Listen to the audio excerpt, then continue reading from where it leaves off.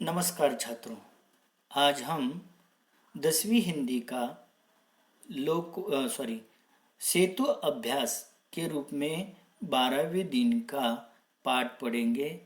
12वें दिन में हमें संवाद के रूप में 11वें पाठ में या 11वें दिन में हमें जो संवाद की बातें पढ़ाई थी, सिखाई थी, उसी की जानकारी हमने कर ली है।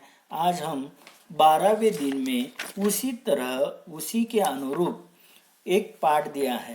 बच्चों को इस पाठ के माध्यम से कौन सी जानकारी हासिल करनी है? बच्चे इसी क्षेत्र में वाचन करेंगे, उसके अनुसार लेखन करेंगे, कुछ संवाद हो तो उसका श्रवण करेंगे, उसके आधार पर कोई व्याकरण की बातें आई होगी तो उस पर अवलोकन तथा आवृत्ति करेंगे। छात्र संवाद वाचन करते हुए बच्चों में आपस में चर्चा होती है। छात्र सूक्ष्म से संवाद के अनुसार पढ़कर उसी के भाव, मन के भाव, पात्र के मन के भाव समझ लेंगे। उनमें से उस संवाद में आए हुए विराम चिन्हों का उपयोग आपने अलग अलग लिखावट में उपयोग करेंगे। गद्य एकांकिका के रूप में उस एकांकिका के रूप में जो भी पात्र होते हैं उस पात्रों का जिक्र यहाँ किया है, या संवाद उन्होंने दिया है। आगे देखेंगे, आप निम्नलिखित संवाद को पढ़कर इस पर चर्चा करेंगे। आपस में दो तीन बार एक उतारा दिया है, गद्य खंड दिया है, उसी के आधार पर संवाद करेंगे। उसी के मन में आए हुए भाव तथा क्या दर्शाते हैं उस पर सवाल पैदा होंगे तो उस सवाल तैयार करेंगे। विद्यार्थियों को उसके संबंध में ज्ञान रखना होगा। इसकी जानकारी प्राप्त करते हुए वह संवाद कौन सा दिया है वह देखेंगे। हम देखेंगे कि उस उतारे का वाचन करेंगे। अशोक ये पात्र हैं। आओ आज हम अपनी मातृभूमि की शपथ लेकर प्राण करेगी। प्राण यानी वचन यानी प्रतिज्ञा करे कि यह तो हम कलिग के दुर्ग पर अधिकार कर लेंगे या सदा के लिए मृत्यु की गोद में सो जाएंगे। एक ऐतिहासिक पात्र है। ऐतिहासिक पात्र के माध्यम से संवाद किया है। अपनी मातृभूमि के लिए शपथ लेंगे। हमें अपनी मातृभूमि की रक्षा करने के लिए तथा हमारे दुर्ग यानी किले की कलिग का किला लेने की बात करते हैं और उसी पर अधिकार जमा कर आपको हमारी भूमि का वैभव बढ़ाएंगे। उसी लिए वह दुर्ग लेते वक्त अगर शहीद भी हो गए, हमारे प्राण निछावर भी हो गए तो कोई बात नहीं। इसी तरह से मृत्यु प्राप्त हो गई तो हमारी धरणी माता के प्राप्ति के लिए हमारी बलिदान होगा।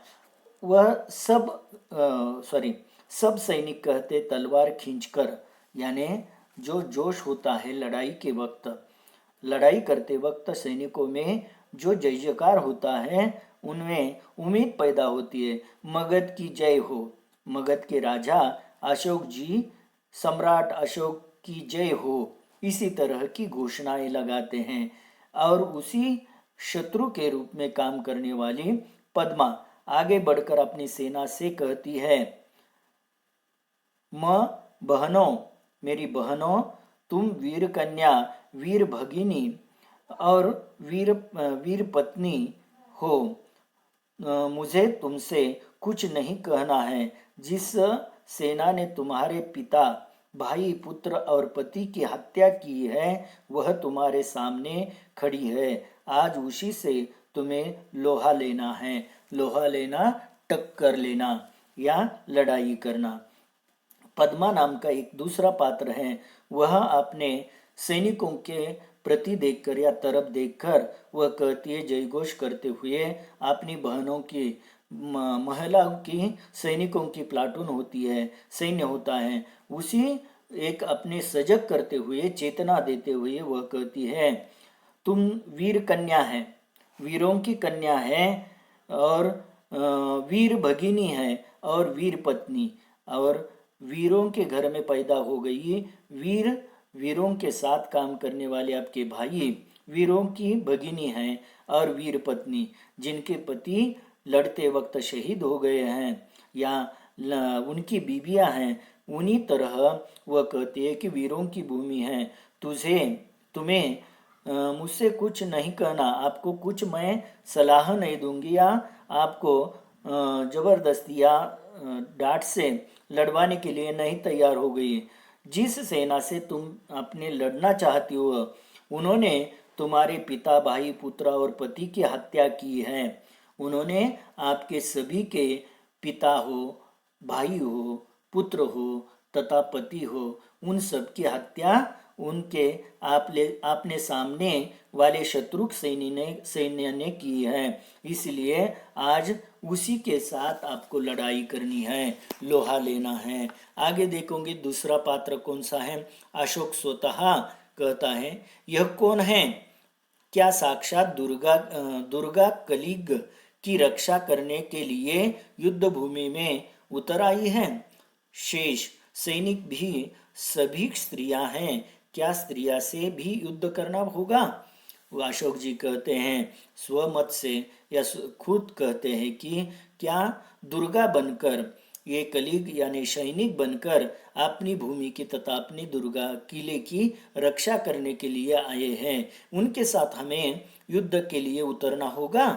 और आज शेष सैनिकों भी सभी स्त्रियों का सैनिक है, और इसी के कारण स्त्रियों के साथ युद्ध करना आपको कैसा होगा या करना पड़ेगा क्या? पद्मा कहती है, मैं एक कलिग राज की कन्या हूँ। कलिग राज्य है, उस राज्य के राजा कलिग की मैं कन्या हूँ। मैं हत्यारे अशोक की सेना से लड़ने आई हूँ। वो कहती है, मैं तो कलिग के राजा की कन्या हूँ और मेरे पिता की हत्या करने वाले तथा मेरे राज्य को बर्बाद करने वाले अशोक के साथ मैं दो हाथ करने के लिए लड़ाई के लिए आई हूँ। और इसी उतारे का पठन करने के बाद आपको कौन सी बातों की जानकारी करनी है? विद्यार्थी ने प्रकट वाचन तो आपने कर लिया है, और उसी के साथ कुछ कृतियाँ, आवृत्तियाँ, विविध कृतियों के द्वारा आवृत्ति कराएं, अलग प्रकार की इसी प्रकार के संवाद ले पढ़े।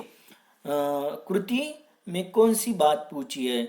युद्ध इनमें हो रहा था, किसके साथ युद्ध, किन किन में युद्ध हो रहा था, उसका जवाब आपको अपनी नोटबुक में लिखना है। आगे देखेंगे, पद्मा को दिया गया विशेषण, यानी पद्मा को जो लड़वई थी, स्त्री थी, उसी को दिया हुआ विशेषण तो कौन सा है, उसकी जानकारी आपको देनी है। पद्मा इससे द्वंद्व करना चाहती थी। पद्मा किसके साथ द्वंद्व करना चाहती थी, उसका जवाब लिखना है। इन संवादों से उभर कर आने वाले भाव इस संवाद में जोश पैदा करने वाले तथा लड़ाई के मैदान पर आपने अपनी शमशीरें तथा तलवार लेकर जो वार्तालाप या भाव पैदा होता है उसका जिक्र आपको करना है। अभी दूसरा उदाहरण दिया है या दूसरा पैराग्राफ दिया है, उसमें क्या कहा है देखेंगे।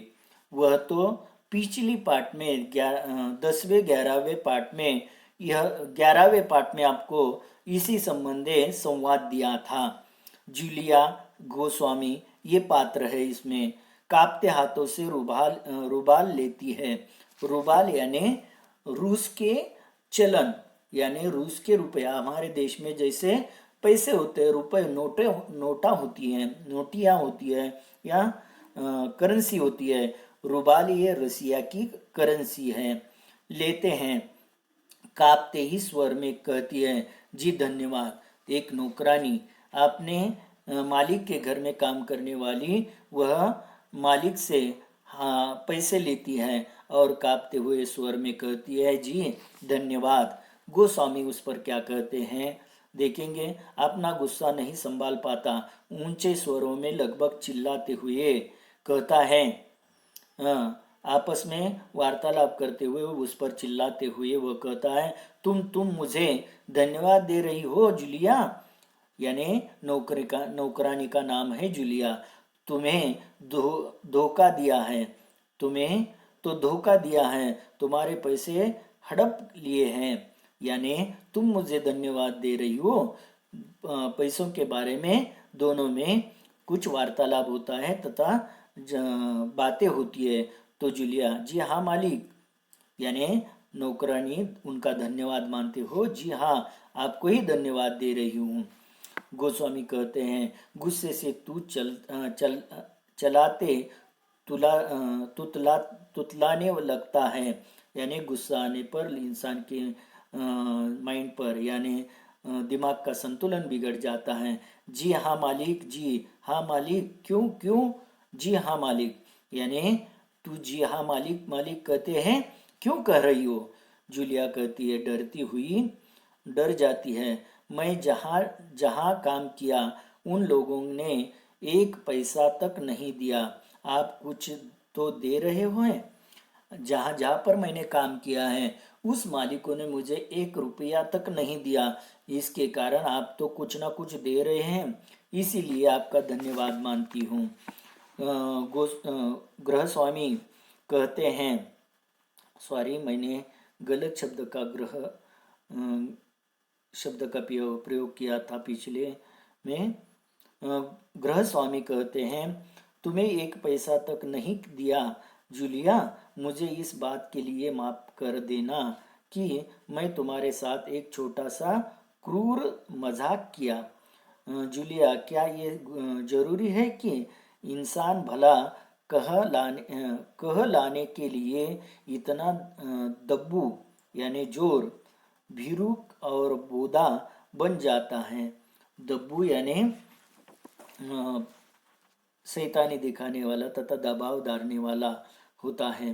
बोध बन जाता है कि उससे उसके साथ जो अन्याय हो रहा है उसका विरोध तक न करे, बस खामोश रहे और सारी जातियां सहता जाए। यानी जातियां अन्याय, यानी वह कहता है, गोस्वामी कहते हैं कि गृह स्वामी कहते हैं कि जूलिया, आपको एक ही घर में कुछ घर में जहाँ जहाँ काम करती है उन्होंने कुछ नहीं दिया। मुझे इस बात से बड़ा अफसोस हो जाता है। आपके मैं तुम्हारे साथ एक छोटा सा क्रूरता पूर्वक यह मजाक किया, और क्योंकि जरूर इसलिए लगा कि भला कहना लोगों के लिए ऐसा लगता है दब्बू की, भीरू की, यानी लोग शोषण करते हैं ऐसा लगता है, बोध करते हैं उसका, इसलिए मैं उनके साथ थोड़ा सा मजाक ही करता हूँ, अन्याय करने की कोशिश करता हूँ, उसका विरोध तक नहीं करते। जो लोग जातियाँ करते हैं, लोगों को पीड़ते हैं, उसके कारण लोग कुछ भी उसके विरोध में नहीं करते, बोलते, खामोश रहकर उसकी जातियाँ सह लेते हैं। इसके रूप में आपने को बचाए रखने के लिए तुम्हें इस कठोर, क्रूर, निर्मम और हृदयहीन संसार से लड़ना होगा। वह गृह स्वामी कहते हैं कि आपको इससे बचने के लिए तुम्हें कठोर रूप धारण करना पड़ेगा।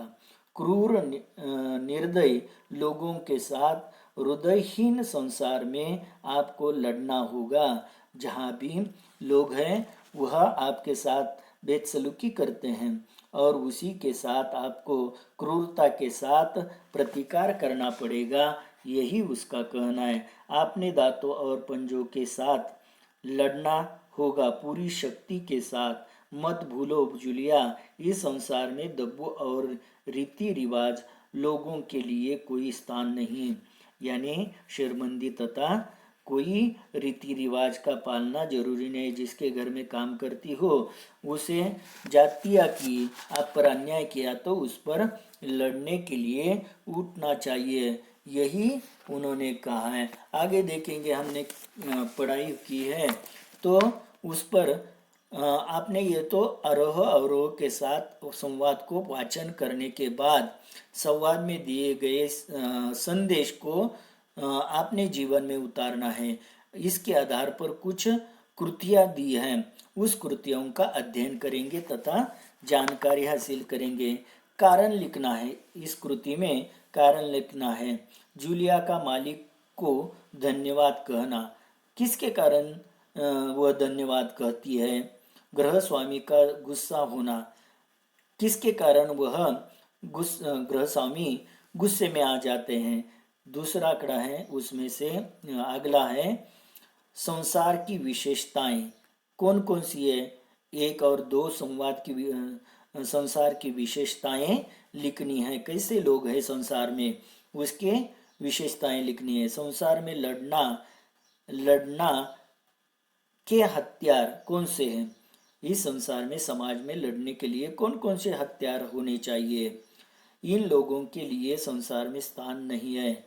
अगर लड़ना नहीं जानते तो उन लोगों को संसार से लड़ना की उम्मीद नहीं करनी चाहिए। आगे अभिव्यक्ति करनी है। ये कुछ संसार में दब्बू और कुछ बातें कही हैं उन्होंने अपने कहानी के माध्यम से तथा कुछ हिस्सों में जो बात कही है जूलिया के माध्यम से, वह किस तरह से कहते हैं देखेंगे। जूलिया वह कहती है कि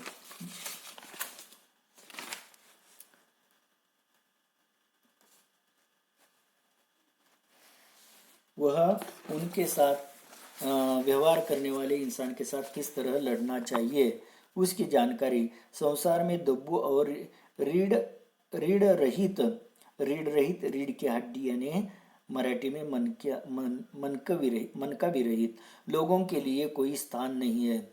इस पर अपने विचार कीजिए। डरपोक तथा अन्याय सहने वाले इंसान के इस समाज में कोई स्थान नहीं होता, उस पर विचार विमर्श कीजिए। भारत की वीरांगना के समर्थन में अंतरजाल से जानकारी प्राप्त कीजिए और अपनी कॉपी में लिखिए। जो वीरांगना है उसके संदर्भ में अंतरजाल यानी इंटरनेट के माध्यम से जानकारी प्राप्त करके आपने नोटबुक में लिखना है। यही इस पाठ में कहा है। पूरक साहित्य का स्तोत्र कौन सा दिया है? लेखक गोविंद शर्मा का मुकदमा हवा पानी का यह संग्रह प्राप्त करो और पढ़ो। यानी 10वीं कक्षा की किताब में ये पाठ है, उसी की जानकारी हासिल करके उससे जानकारी प्राप्त कर लेंगे। ये तो आज 12वें दिन का पीरियड तो यहीं पर ख़त्म करते हैं। धन्यवाद।